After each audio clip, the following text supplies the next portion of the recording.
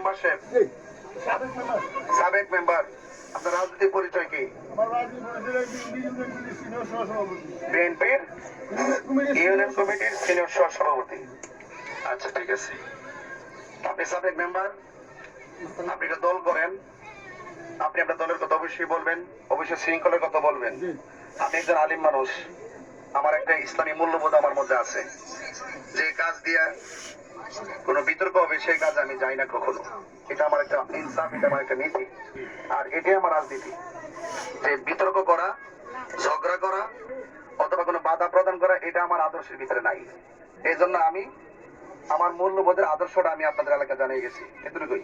আর 2 নম্বর কথা হইলো, নির্বাচন আইছে, নির্বাচন যাইব গা। এখানে আপনার দলের লোক আছে, আমাদের দলের লোক আসেনি, আছে না?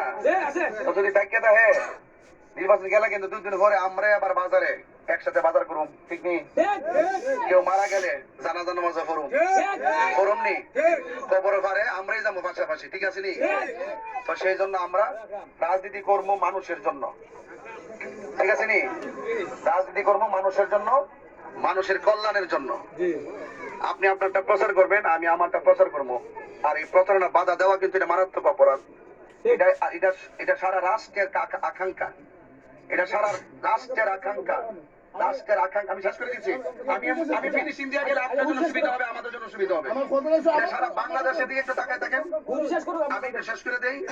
আমি ম্যানেজ করে দিয়ে যাইতেছি একদম, যেন পরবর্তী জন্য কোনো রিয়াকশন কারোর মধ্যে কেউ না থাকে। আর যদি মনে করেন যে এটা আমি যাইতাম গেলে কেমন এটাকে বাড়বো না কমবো, এটা কিন্তু অনেক দূর বাড়বো। আপনি আপনার গ্রামে দেখবেন এটা সারা দেশ জানবে যে আপনাদের বিএনপি সমর্থনকে আমাকে বাধা দিচ্ছে।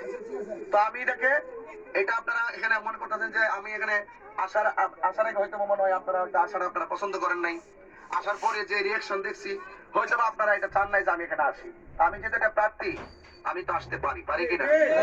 ভোট দেওয়া না দিলে আপনাদের ব্যক্তিগত ব্যাপার। আপনি আপনার প্রচার করবেন, আমি আমার প্রচার করবো, ঠিক আছে? এই কথাটা এই জন্য বলছি ভাই, রাজনীতি করবো মানুষের জন্য, আমরা যেন কোনো বিতর্ক না জড়াই, ঠিক আছে? ইনশাআল্লাহ কোনো তর্ক করা যাবে না, ঠিক আছে? তো কোনো ধরনের ঝগড়া করা যাবে, ঝগড়া করা যাবে না। এই জন্য আপনি মেম্বারশিপ দল করেন, আপনি আপনার দল নিয়ে থাকেন, দলের প্রচার করেন। আর আমি যেহেতু আমি একটা দল করি, আমারও প্রচার করবে, প্রচার চালাই যাবো। 5 ফিল উপর থেকে আল্লাহ নির্ধারণ করবে, ঠিক আছে? এই জন্য এটা নিয়ে কোনো ঝগড়া প্রচার আপনারা এইভাবে যে ঘটনাটা, এটা কিন্তু একটা গ্রামের একটা ইজ্জত সম্মানের সাথে সম্পৃক্ত গেছে। এখন এই সম্মান গুলোর জন্য কোনো পার্টিগত কারণ, আরো তো 9টা দল আছে না? তো এরাও তো আসবে না? তো এই জন্য আপনারা এলাকার ভারসাম্যটা, এলাকার সম্মানটা আপনারা ধরে রেখেন। আপনি মেম্বার মানে জনপ্রতিনিধি, দল করবেন মানুষের জন্য, কোন ব্যক্তিগত এজেন্ডা না। ব্যক্তিগত এজেন্ডা হবে পরে, কিন্তু আপনি যদি ক্ষমতায় আসতে পারেন, আপনি কাজ করবেন, স্কুল করবেন, মাদ্রাসা করবেন, প্রতিষ্ঠান করবেন, এটা ব্যক্তিগত আপনি ইচ্ছা মতো করেন। কিন্তু